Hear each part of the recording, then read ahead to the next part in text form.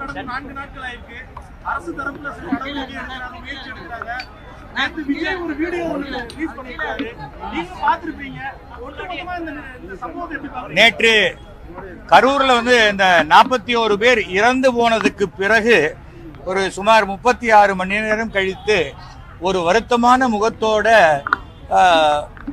Rehearsal பார்த்தாரா இல்லையான்னு தெரியாது, டைரக்டாக விஜய் அவர்கள் ஒரு வீடியோ வெளியிட்டிருக்கிறார்.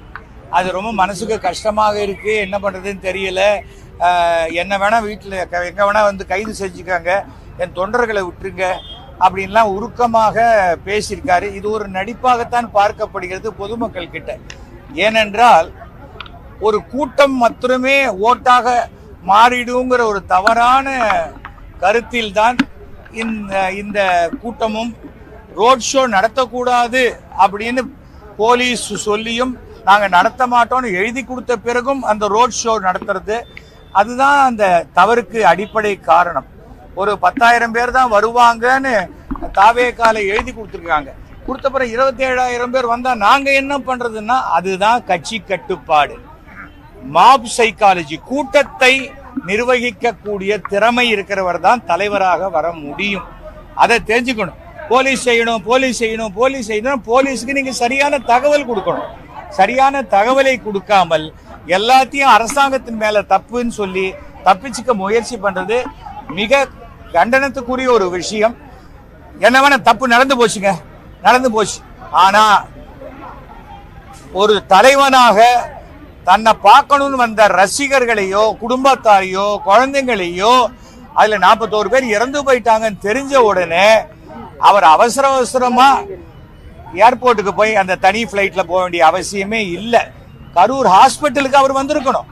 ராத்திரி 10 மணிக்கு மேல இங்க முதலமைச்சர் கிளம்பி அங்க அத்தனை பேரையும் பார்த்துட்டு போயிருக்காரு.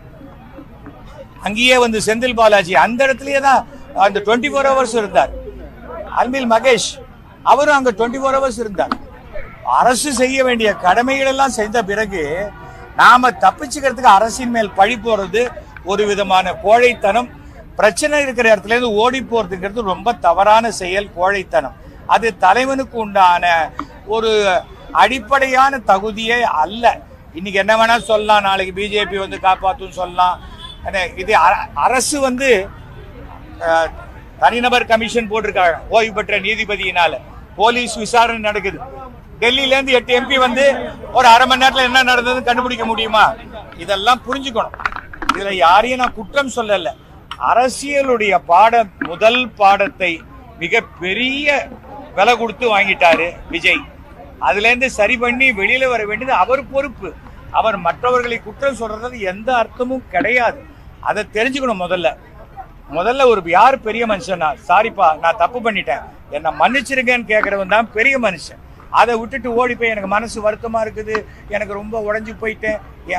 ஏங்க பெத்த குழந்தைய செத்து போய் அதை போய் இப்ப அடக்கம் பண்ணியாச்சு. நிறைய பேர் எரிச்சிட்டாங்க, சாம்பல் வந்துருச்சு. இப்ப போய் நீங்க என்ன ஆறுதல் சொல்ல போறீங்க? அந்த பாடி எந்த ஒரு காரணத்தினால் இந்த சம்பவம் நடந்ததோ அந்த பாடி இருக்கும்போது நீங்க போகாம இப்ப இன்னும் 10ஆம் நாளைக்கு போறேன், 16ஆம் நாள் போறேன், நான் 20 லட்சம் ரூபா கொடுத்துடலாம், நான் 25 லட்சம் ரூபா கொடுக்குறேன், ஒரு 10 வயசு குழந்தைய உங்களால கொடுக்க முடியுமா?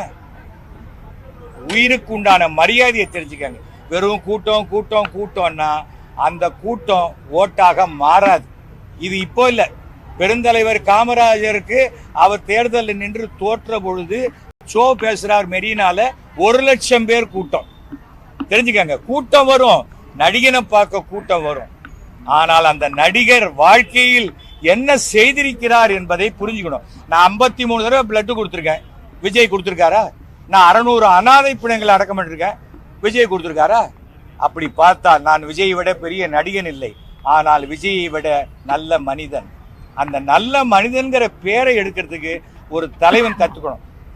சிஎம் அரெஸ்ட் பண்ணுங்க, என்ன சிஎம் அரெஸ்ட் பண்ண மாட்டார், தமிழக அரசு விஜயை அரெஸ்ட் பண்ண மாட்டார். அந்த சிம்பத்தியை வாங்கிக்கிட்டு அதன் மூலம் ஏதாவது கெயின் பண்ணலாம்னு நினைச்சா அதுவும் விஜய்க்கு தோல்வியாகத்தான் போகும். அரசியல்ல பழந்தின்னு கொட்டை போட்டு 6வது முறையாக ஆண்டு கொண்டிருக்கும் அரசு இந்த திமுக அரசு. அவங்க கிட்ட போய் சும்மா இன்னும் வரவே இல்லை. இவரு கமலஹாசன் வந்தார், கடைசியில் எங்க வந்தார்? திருப்பி திமுகவுடைய கூட்டணிக்கு தானே வந்திருக்காரு. ஃபர்ஸ்ட் அதை புரிஞ்சுக்கணும். தமிழகத்தினுடைய கிரவுண்ட் ரியாலிட்டியை தெரியாம இங்க வெறும் கூட்டத்தை மட்டும் வச்சு அரசியல் பண்ண முடியாதுங்கிறத நான் தெளிவாக தெரிவித்துக் கொள்கிறேன். மிக சிறப்பாக கையாண்டு இருக்கும் இந்த விஷயத்தை மாண்புமிகு முதலமைச்சருக்கு மனமார்ந்த பாராட்டுதலையும் தெரிவித்துக் கொள்கிறேன். மறக்காம சர்ப்ரைஸ் பண்ணுங்க. தேங்க்யூ.